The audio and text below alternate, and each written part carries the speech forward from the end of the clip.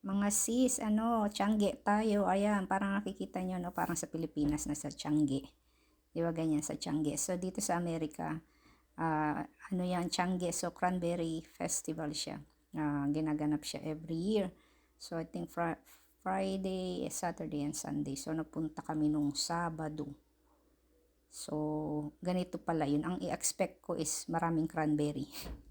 Ngayon pala, ang daming mga crops, mga anik-anik, mga kung ano-ano yung makikita dyan. So, ayan. So, sobra mahaba pala yan. So, mapapagod kang maglakad-lakad.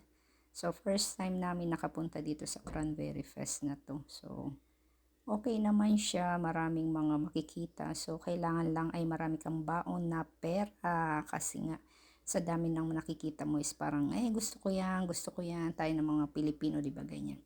So, pag may nakikita tayo is gusto natin bilhin. So, ayan. So, ang daming mga tao. So, pumunta kami dyan, medyo maaga-aga pa. So, mga bandang hapon doon, nagdamihan na ng mga tao. Doon, nagdagsaan ng mga tao. So, ayan, medyo nakaikot-ikot pa kami. Wala pa siya. Masyadong mga tao-tao dyan na bumibili.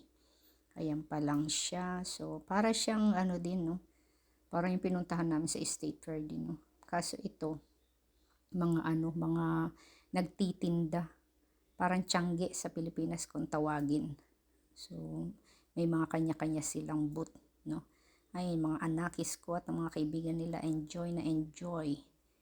Makabili naman sila ng mga gusto nila. Kaikot-ikot kami, tuwang-tuwa sila sa nakikita nila. At ako naman ay nagbibideo lang. Ayan, yung mga yan. Para talaga siyang Tiangge sa Pilipinas. Ayan, nakabili ako ng sunflower. Ayan.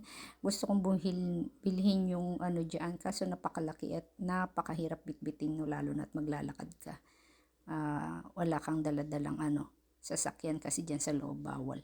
So, kung bibili ka dyan, kailangan talaga may cart ka. May tinutulak kang cart para mailagay mo lahat yung mga pinamili mo. So, ang ginawa ko para makabawas ng bitbitin ay bumili na lang ako ng tote bag para ilagay ko lahat yung mga bibilihin ko. Of course, ang tote bag ko ay is sunflower. Ayan, Halloween. May mga disenyo din silang Halloween na, no? Ayan yung mga antique na mga tinitinda nila. Ang mamahal niya ng mga antique na yan. Sobra, magugulat ka sa mga presyo. Kasi nga is very, very luma na siya. Ito naman ang mga bato. Darna. Ayan ang mga Darna. Ang bato ni Darna napunta ata dyan. So, yung anak ko kasi mahilig sa collection ng mga bato. Kaya nagpunta kami dyan. So, nakakita naman siya ng bato. Pero nabili niya ay ang sing-sing. Ayan ang pinagtripan niya. Mga sing-sing, no, na may bato. Yan ang kanya nabili. So, maganda naman experience ang pagpunta dyan.